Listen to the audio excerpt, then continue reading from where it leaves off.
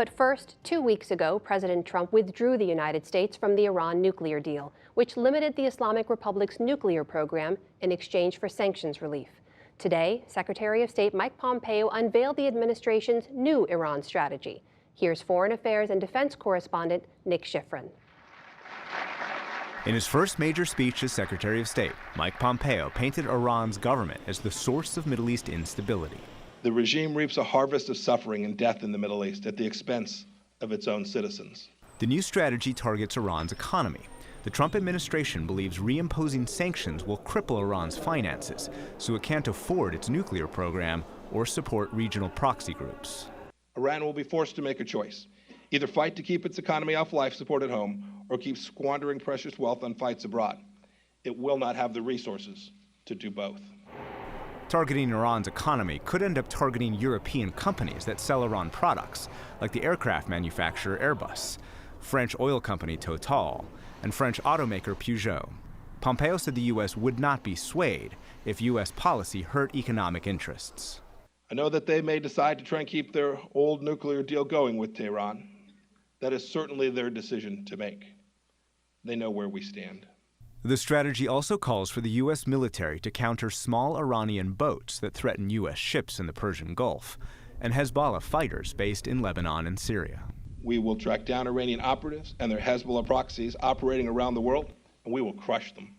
The U.S. also wants to increase internal pressure on the Iranian regime. Pompeo said the U.S., quote, stood with anti-government protesters who, like some in the administration, have called for a government overthrow. We hope, indeed we expect, that the Iranian regime will come to its senses and support, not suppress, the aspirations of its own citizens.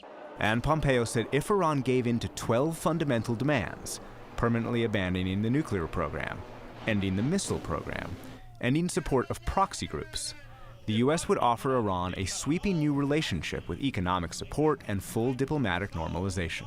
It is America's hope that our labors toward peace and security will bear fruit for the long-suffering people of Iran. And joining me now is Brian Hook, who helped develop the policy on Iran. He is the Senior Policy Advisor to the Secretary of State and the Director of Policy Planning. Earlier this month, he was in Pyongyang ahead of the planned summit with Kim Jong-un, and he also led negotiations with the Europeans ahead of President Trump's decision to withdraw from the Iran nuclear deal. And Brian Hook, welcome back to the News Thanks. Hour. Good to be here again. Thanks very much. We just heard from Secretary Pompeo this list of 12 demands. And I talked to some people today who criticized some of the speech. They talked about it as magical thinking, ultimatums, not diplomacy, dead on arrival. This seems to be a wholesale transformation of Iranian policy. Are those demands dead on arrival? No. The list of 12 demands that Secretary Pompeo laid out today have been agreed to at one time or another by our European allies. If you were to break down this list into categories, it's around ending Iran's nuclear program so that they can't enrich. It's denying them the ability to support terrorism, to fund proxy wars, to destabilize other countries, to detain citizens arbitrarily. This whole list of 12, a lot of it grew out of our negotiations with our European allies. And these are all very reasonable demands. The speech specifically mentions the Iranian people multiple times, and at one point Secretary Pompeo said, it is up to the Iranian people to make this change quickly. If it doesn't happen, then we will continue the U.S. pressure on Iran. Is the goal, therefore, actually either for the Iranian people to overthrow their own government or for the U.S. somehow to get some kind of regime change? We are looking for a change in the behavior of the Iranian regime. And if they can change their conduct in a number of the key areas that Secretary Pompeo outlined, there can be a much better future for the Iranian people. And the United States is prepared to enter into an entirely new relationship with Iran, one that completely lifts all of the sanctions, that has full diplomatic ties, that welcomes Iran into the global economy. But they can't do that if they still intend to acquire a nuclear weapon, if they want to destabilize and stoke violence and instability across the Middle East, and violate the human rights of their own people. How do you get China, Russia, and the Europeans to create the same economic pressure on Iran that existed in 2013 today when it's not clear they're willing to do that? Well, it's very early. We've just started this process. And so the plan is to continue working with our allies, as we have been over the last few months, to create a new security architecture. And as that process unfolds, you'll see more countries entering into those discussions. And we're very hopeful about the diplomacy ahead. We think that over time, as we work for a new and better deal, that we will have more countries supporting us. Secretary Pompeo today talked about trying to get a new deal that would be a treaty in the U.S. Senate with Iran.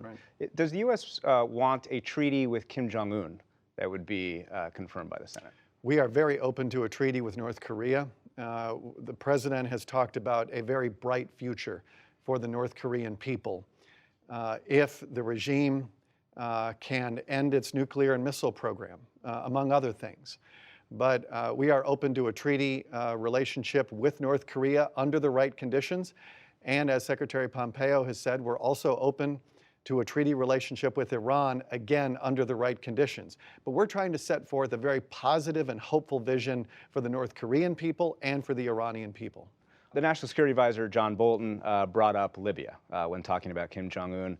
He talked about the Libya model, referring to 2003 efforts to try and get Libya to denuclearize. But of course, Gaddafi, the head of Libya, ended up dead in a ditch a few years later. Was it not understandable that Kim Jong-un might hear the words Libya model and think, oh, this isn't going to end well for me? I think what we're trying to accomplish there about the complete, verifiable, and irreversible denuclearization in North Korea, that's our objective. And there's a lot of different ways to describe achieving denuclearization. Libya made the decision to get rid of its nuclear weapons. You've also had South Africa get rid of its nuclear weapons. A number of countries have decided that the cost benefit of having a nuclear program just isn't there.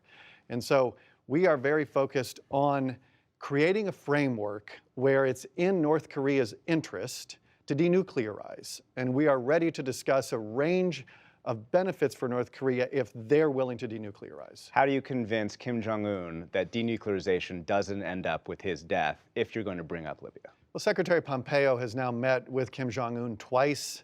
And I think that's really been the center of the discussions, have been those two people to date. Those have been very good meetings.